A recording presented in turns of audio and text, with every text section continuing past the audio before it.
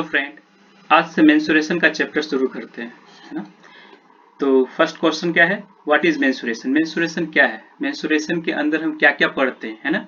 Mensuration के अंदर हम क्या क्या सीखते हैं। तो मेंसुरेशन में कुछ नहीं करते हैं, मेंसुरेशन में हम समझने की कोशिश करते हैं या सीखते हैं। मेंसुरेशन में किसी चीज का मेजरमेंट करना, क्या क्या मेजरमेंट करना, लेंथ का मेजरमेंट करना, एरिया का मेजरमेंट करना, वॉल्यूम का मेजरमेंट करना, है ना। तो हम मेंसुरेशन के अंदर हमें मेजरमेंट करना होता है, हमें तीन चीज का मेजरमेंट करना होता है। लेंथ ऑफ लाइन, है ना, किसी लाइन का लेंथ कितना है ना। किसी सरफेस का एरिया क्या है, एरिया कितना है ना। और किसी सॉलिड का क्या वॉल्यूम है।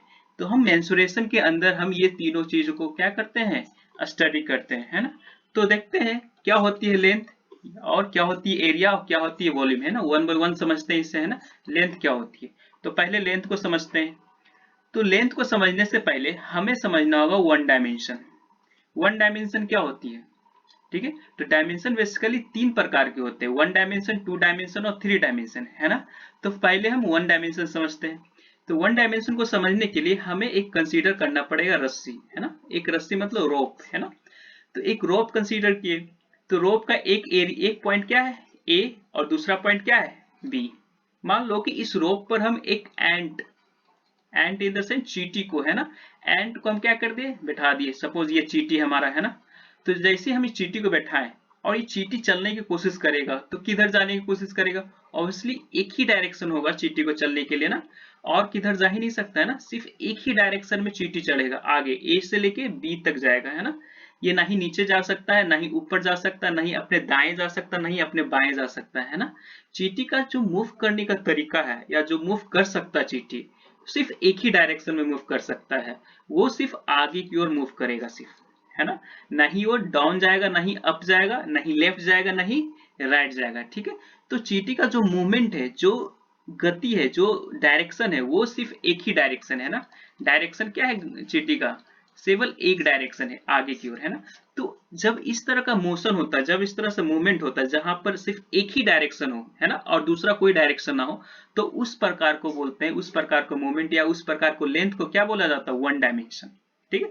तो रस्सी जनरली क्या होती है, और रोप जनरली क्या होती है, एक वन डायमेंशन फिगर है। ये क्या है, वन डायमेंशन। डायमेंशन को शॉर्ट फॉर्म में डी भी लिखते हैं, ठीक है, डी, ठीक है। तो डायमेंशन का शॉर्ट फॉर्म क्या है, डी।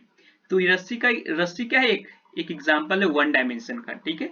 तो कोई भी लेंथ हमेशा वन डायमेंशन में ही होता है। जैसे हम कोई लेंथ इन द सेंस क्या कह सकते हैं, अगर हम मान लें पटना से दिल्ली का लेंथ निकालना होगा, ठीक है। सपोज दैट हमें क्या निकालना है, पटना ये है और ये दिल्ली है। तो जब भी हम पटना और दिल्ली का बीच का डिस्टेंस निकालेंगे, तो हमेशा एक लेंथ में ही निकालेंगे, है ना। तो ये जो दूरी होगा वो हमारा क्या कहलाएगा, लेंस। एक लाइन का जो दूरी होता है, एक छोर से लेकर दूसरे छोर तक जो दूरी होती है, वो हमारे क्या होता है, लेंथ होता है, ठीक है।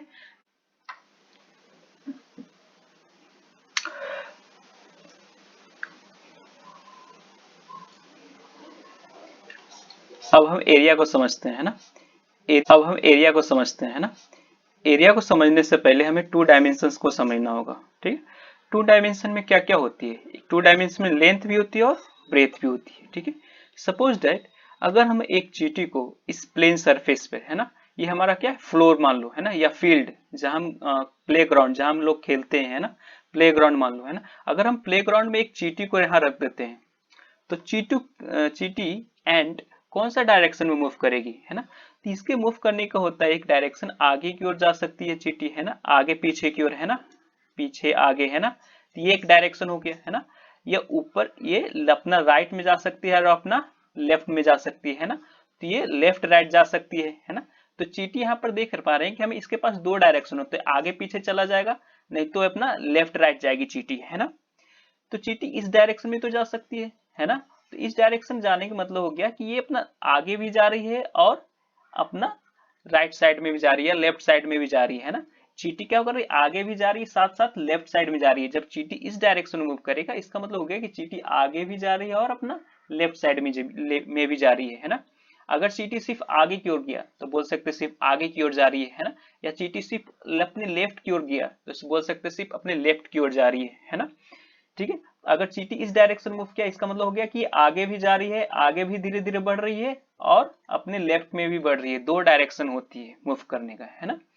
तो हम यहाँ कह सकते हैं जब दो डायरेक्शन में मूव करती है चींटी, तो उस फील्ड को क्या कहेंगे, टू डायमेंशन फील्ड है। ये क्या है, ये टू डायमेंशन फील्ड है।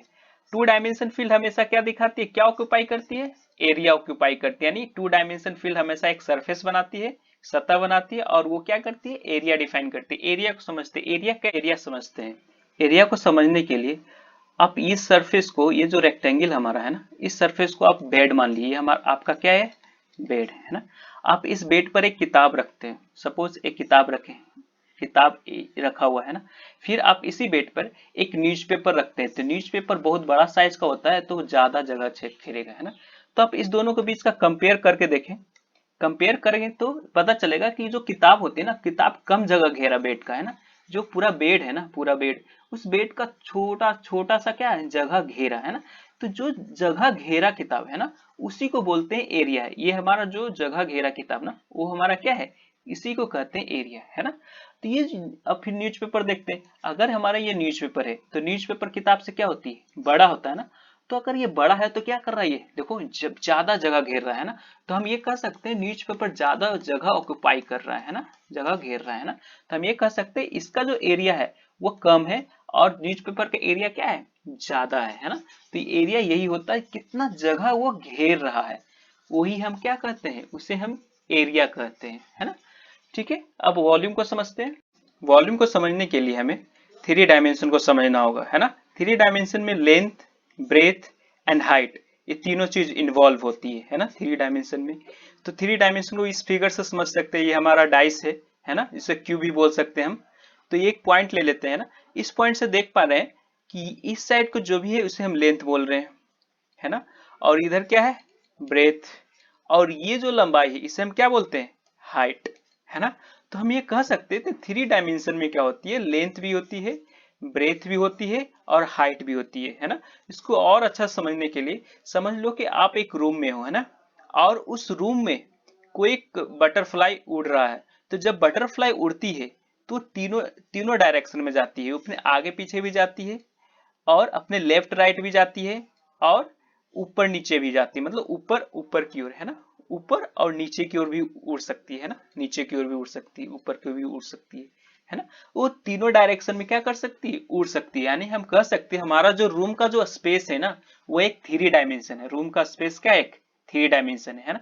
तो आपको थ्री डायमेंशन का एग्जाम्पल क्या होगा, क्यूब होगा, सिलेंडर होगा, और ये सब क्या है, थ्री डायमेंशन का एग्जाम्पल है। ठीक है, तो I hope you have understood three dimension. Three dimension में लेंथ, ब्रेथ और हाइट तीनों चीज होती है ना। तो अब वॉल्यूम समझते हैं। ठीक है, वॉल्यूम को समझने के लिए, एक मिनट, ओके, अब वॉल्यूम समझते हैं। वॉल्यूम को समझने के लिए आप एक ग्लास ले सकते हैं। सपोज आप एक ग्लास लिए, है ना, एक छोटा सा ग्लास लिया है ना। तो छोटा सा ग्लास में कितना पानी आ सकता है, ठीक है। और एक बड़ा सा ग्लास ले लिए, ठीक है। तो बड़ा सा ग्लास में कितना पानी आएगा, है ना। तो आप कंपेयर कर सकते हैं, जो छोटा सा ग्लास में तो जो इतना सा पानी आएगा, है ना, पूरा भरा हुआ है ना, ठीक है। तो हम ये कह सकते हैं इस, और बड़ा वाला ग्लास में क्या है, पूरा भरा पड़ा है ना। तो हम ये क्या कर सकते हैं कि ये दोनों के बीच का जो ये जो जगह घेरा पानी, पानी जो भी यहाँ पर जगह घेरा है ना गिलास में, स्पेस में, है ना।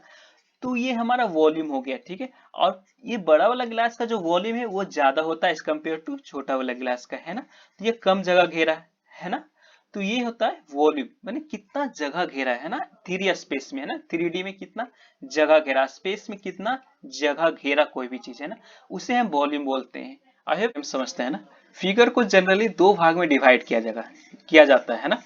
फिगर को दो कैटेगरी में डिवाइड किया जाता है। वो एक होता है टू डी फिगर, एक होता है थ्री डी फिगर, है ना। टू डी फिगर क्या होता है, टू डायमेंशनल फिगर, है ना, जो एक प्लेन में होता है, ठीक है, प्लेन में होता है, ठीक है।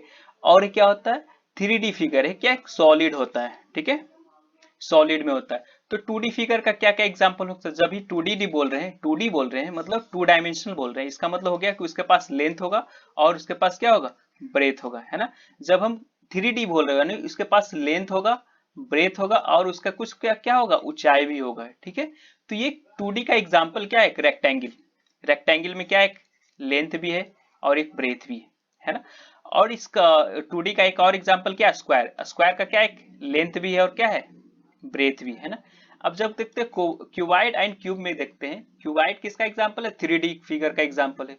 तो क्यूबाइड को जब देखते हैं तो इसका क्या एक लेंथ है, इधर एक ब्रेथ है ना, और एक क्या है ऊंचाई भी है ना। ये हुआ लेंथ भी होती है, ब्रेथ भी होती है और इसका हाइट भी होती है ना। तीनों चीज होती है, लेंथ ब्रेथ हाइट। और क्यूब को भी देख सकते हैं, ये क्यूब है तो क्यूब का ये क्या होगा, लेंथ भी हो गया, इधर एक साइड क्या होगा ब्रेथ हो गया, दूसरा साइड क्या होगा, थर्ड साइड हाइट है ना। तीन लेंथ ब्रेथ और हाइट होती है जब 3D डायमेंशन फिगर की बात करते हैं, ठीक है। और 2D डायमेंशन में सिर्फ लेंथ और ब्रेथ होती है।